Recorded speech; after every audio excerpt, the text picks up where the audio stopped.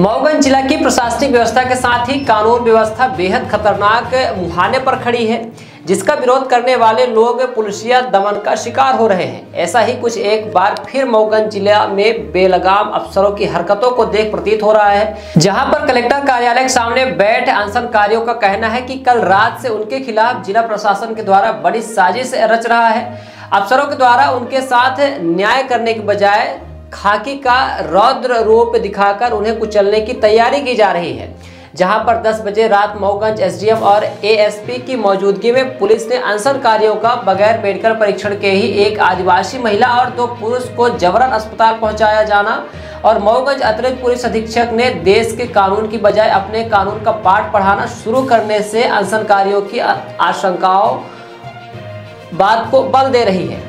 ऐसे एक बार फिर शाहपुर पुलिस की बर्बर कार्रवाई में शामिल एडिशनल एसपी अनुराग पांडे के नेतृत्व में बेलगाम पुलिस द्वारा बर्बर कार्रवाई की आशंका अगस्त क्रांति मंच के संयोजक कुंज बिहारी तिवारी ने जताई है।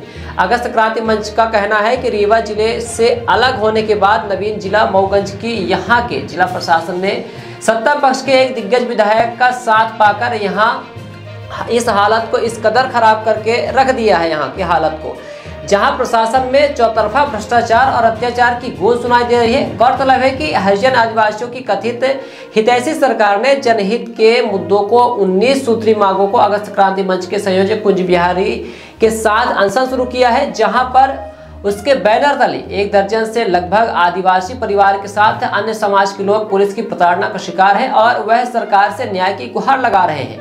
तो वहीं इसके खिलाफ मऊगंज विधायक ने मोर्चा खोल दिया है। इसके बावजूद प्रदेश सरकार इन खतरनाक हालातों पर आंख में पट्टी बांध ली है।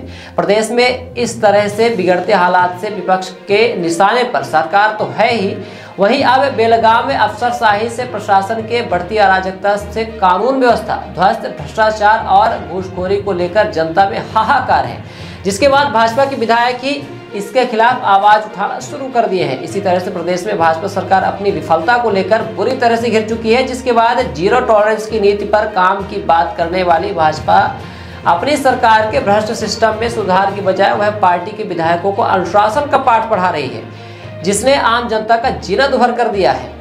क्या नाम है आपका? लीलावती। आप अनशन में थे? हाँ। अस्पताल कैसे पहुंचे? कहीं के अस्पताल न जावे तो महिला पुलिस बोला के रे पकड़वा के ले जा। कहीं आप बीमार हो गए थे?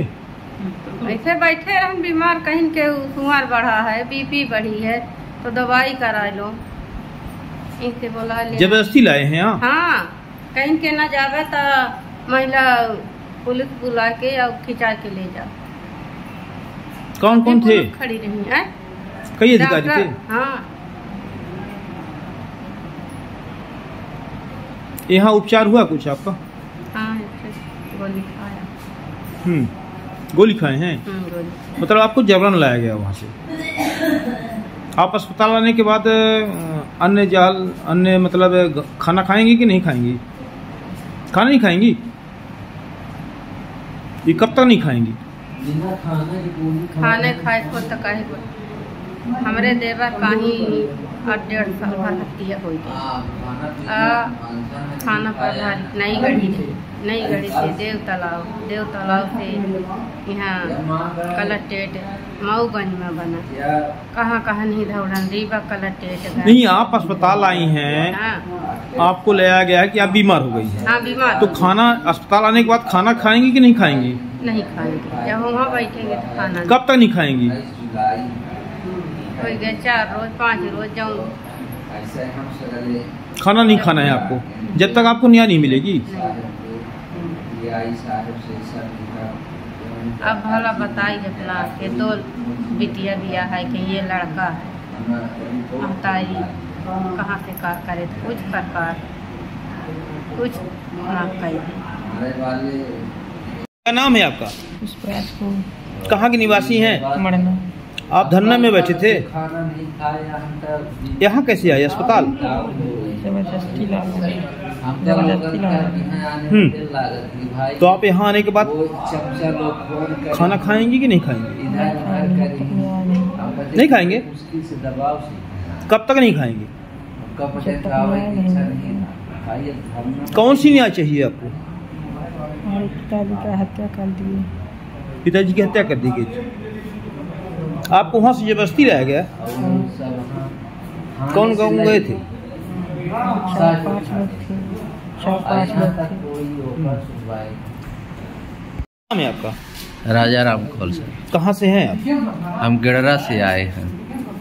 आप अनशन में थे? हाँ, हमने अस्पताल कैसे पहुँचे आप? अस्पताल पहुँचे, हमका जबरदस्ती टीआई साहब, एसडीएम साहब बोलने की महिला पुलिस लेकर आएंगे तब जाएंगे। हमका लोगन का तो 8 बजे से बोले, एक बेरी हम बच्चे कहन के न जा, अब दोबारा जबरदस्ती कहन के चला, गए पैरी दवाई करावे तो गए पैरी, इसीलिए हमका लोगन के यहाँ ले आए। हमका लोगन का खुद डेल लागल रही कि जब नहीं घरे में भा तब नहीं यहाँ हो चाहत है। तो आप क्या करेंगे? अन्य धरना में हम चलेंगे नहीं? अस्पताल आने के बाद आपकी तबीयत बोल रहे हैं तबीयत खराब है, खाना खाएंगे कि नहीं खाएंगे? तबीयत खाना कहाँ खाए हैं? खाएंगे कि नहीं खाएंगे? खाना हम नहीं खाएंगे। कब तक नहीं खाएंगे आप? खाना जब तक नहीं खाएंगे जब तक हमारा निर्णय नहीं हो जाएगा सर। आप कौन सा निर्णय की बात कर रहे हैं? हम बात कर रहे हैं हमारे भाई का मर्डर हुआ है भाई, 19 जुलाई टैबलेट खा चुका सर। एक ही खाया ना? हाँ है ना, तो चलिए ठीक है, एक और चाहिए। तो यही बात है सर। हम धरना मांग क्या है आपकी? मांग हमारी यह है कि हमारा निर्णय पूरा होना चाहिए सर। क्या घटना हुई? घटना हमारे भाई के साथ हुआ है, मर्डर हुआ है। उसी में बोले हैं कि वो भैंस के भाई क्या नाम था? अशोक। कहाँ के निवासी हैं? गिडरा के। हत्यारे कौन हैं? हत्यारे जिनके साथ गए थे रजिस्ट्री करावे वही है हत्यारे सर। इसके बाद भी पुलिस ने कार्रवाई की? हाँ, कार्रवाई कुछ नहीं बा। अस्पताल वहाँ गए थे, क्या नाम है, शाहपुर थाने, तो वहाँ सूचना लिखे कहीं भैंस की एक्सीडेंट है। आमरण अनशन से 3 लोगों को हॉस्पिटल ले जाया गया है, क्या है पूरा मामला? आज पहले एसडीएम साहब आए थे और वो अपने साथ जो अपनी मांगे हैं उसके संबंध में कुछ पेपर लेके आए थे कि सुकोरिया हत्याकांड की री-जांच के लिए कोर्ट से परमिशन हो गया है।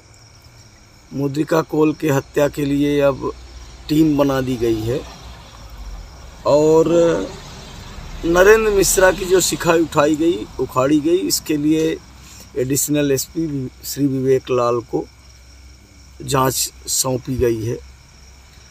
और देवरी हत्याकांड के बारे में भी कि जल्द खुलासा होगा। अशोक कौल के बारे में बोले कि अभी अनशन के बाद ये आवेदन आया है, उस पर भी काम कर रहे हैं। और उसके बाद डॉक्टरों की जब टीम आई तो अनशन में मुद्रिका कौल के लिए उन्होंने कहा कि टीम बना दी गई है और वो टीम जल्द ही खुलासा कर देगी। उसमें जो ट्रांजैक्शन की बात आई है कि जो आरोपी है तो उसमें खाते से पैसे कितने निकाले, और जो प्रत्यक्षदर्शी कार्डियो है, लेकिन जब प्रत्यक्षदर्शी कार्डियो है तो उसको बुला लेना चाहिए। नाम भी है कि कौन बोल रहा है कि हमने देखा है, और जिनका नाम ले रहा है उनको बुलाने में क्या दिक्कत है। और निम्नलिखित जो अधिकार हैं संरक्षित किया गया है। अनुच्छेद 19(1)(a) वाक और अभिव्यक्ति की स्वतंत्रता देता है कि हम अपनी बात के लिए स्वतंत्र हैं। अनुच्छेद 19(1)(b) शांतिपूर्ण सभा और संघ बनाने का अधिकार, जिस तरह से हम लोग शांतिपूर्ण तरीके से आमरण अनशन में हैं।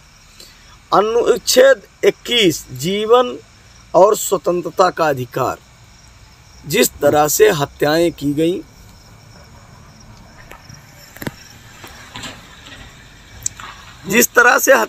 गई, बार बार हम लोगों ने आमरण अनशन के संबंध में जो जिम्मेवार अधिकारी रीवा के संभागीय अधिकारी हैं और मऊगंज के एसडीएम, मऊगंज के एसपी, मऊगंज के कलेक्टर को, और रिसीव तो हमारे पास है, पर इस पोस्टर में देखिए कितने बड़े बड़े सील पक्का लगा है। तो किसी ने दिया ही होगा। और अगर हमें भूख लगी है, अगर हमें दर्द है, अगर हमारे घर में आग लगी है, हमारे घर में चोर घुसे हुए हैं, तो क्या हम इनसे परमिशन लेंगे? तो उस दूत को आपके माध्यम से बताना चाहता हूं कि आमरण अनशन जिनके विरोध में कर रहा हूं, जिन्होंने हत्याओं में पैसा ले लिया, जिन्होंने हत्यारों को बचाने की मोटी रकम ले ली, क्या वो अपने खिलाफ ही आमरण अनशन करने का हमें अनुमति प्रदान करेंगे? कोई बड़ा अधिकारी इसमें इस तरह का सवाल किया आपसे? कोई अधिकारी अभी तक कोई हमसे इस तरह का सवाल नहीं किए हैं।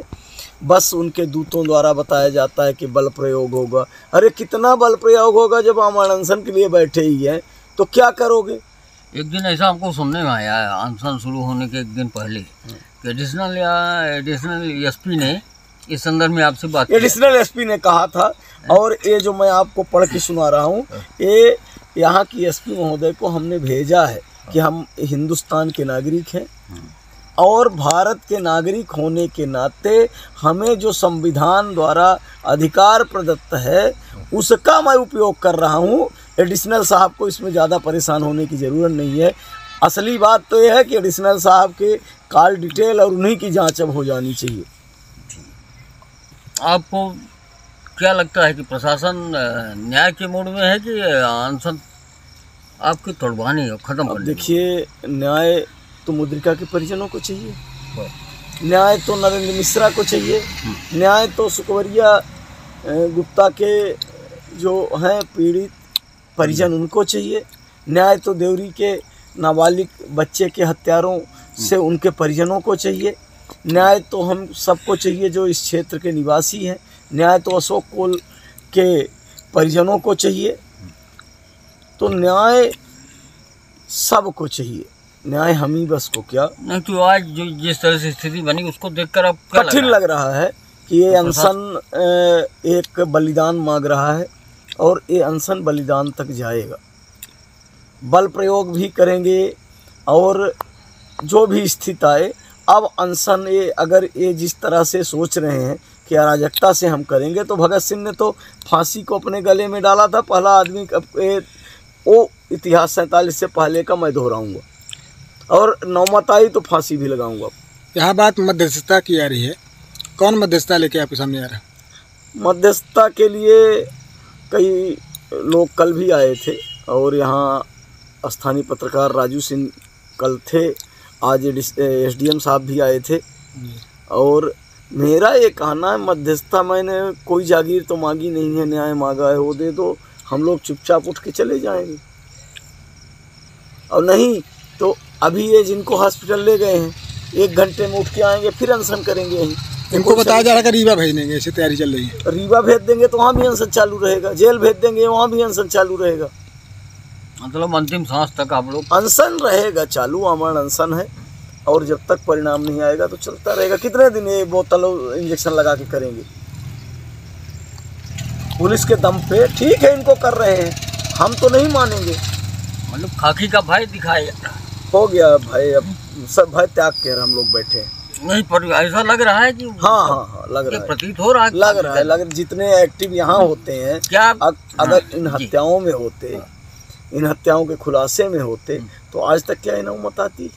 हाँ, उनके सामने इनका जो अपराधी हैं, उनके सामने इनका फ्यूज उड़ जाता है। वो फ्यूज अपना सही कर ले, फिर यहाँ आए। आप लोगों को मतलब ये आशंका है कि दमन?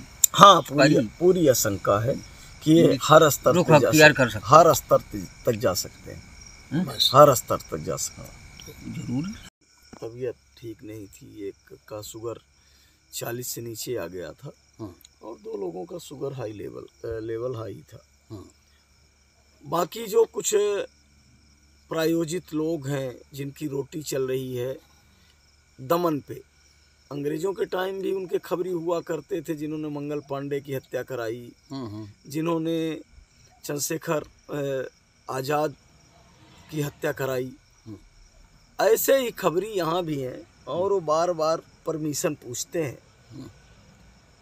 उनको मैं आपके माध्यम से बताना चाहता हूँ कि भारत के संविधान में अनशन और धरने के लिए बिहान हॉस्पिटल एंड रिसर्च सेंटर आपके अच्छे स्वास्थ्य हेतु समर्पित सर्व सुविधा युक्त हॉस्पिटल। बिहान हॉस्पिटल में स्त्री रोग, कैंसर, मेडिसिन एवं कैंसर सर्जरी, यूरोलॉजी, न्यूरोलॉजी, हृदय रोग, ऑर्थोपेडिक, जनरल मेडिसिन, बाल चिकित्सा, जनरल एवं लेप्रोस्कोपी, प्लास्टिक सर्जरी संबंधित सभी बीमारियों के उपचार की सुविधा उपलब्ध है। बिहान हॉस्पिटल में emergency ambulance, pathology, pharmacy, dialysis, 2D echo, छाती की जांच, सोनोग्राफी, PFT, फेफड़ों की जांच, फिजियोथेरेपी की सुविधा उपलब्ध है। विहान हॉस्पिटल में मेडिक्लेम इंश्योरेंस, कैशलेस सुविधा, आयुष्मान भारत कार्ड धारी को सुविधा उपलब्ध है। विहान हॉस्पिटल में 24 घंटे एम्बुलेंस की सेवा उपलब्ध है। हमारा पता है NH7 होटल लैंडमार्क के पहले रतहरा, रीवा। अधिक जानकारी के लिए संपर्क करें। Helpline number 9074 5146 14।